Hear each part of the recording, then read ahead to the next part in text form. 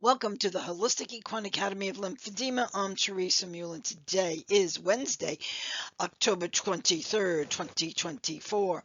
And today's topic is, as they say in real estate, location, location, location.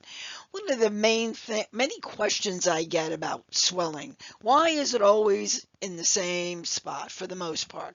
Why is it predominantly in the legs? Well, it's a very simple reason, and that is the superficial vessels are located where those black arrows are. And we have a lot of geldings that have a gelding scar, and lymph can't pass scar tissue. So your horse comes in and he's in for a couple of days because ice or bad weather or for whatever reason, and he stocks up, is because when he was gelded, a scar uh, developed and it blocked the lymph flow.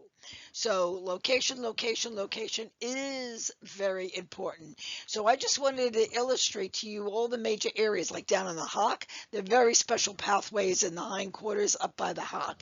And you see the hock, the fetlock, and the pastern always swollen. Keep in mind that this is the superficial highway system, and this is where the damage really becomes, because it's superficial. It's right underneath the skin. If you've got any questions about becoming an equine lymphatic therapist, email me at info@healequine.com. Take a look at our curriculum at www.healequine.com/lymphatic-curriculum.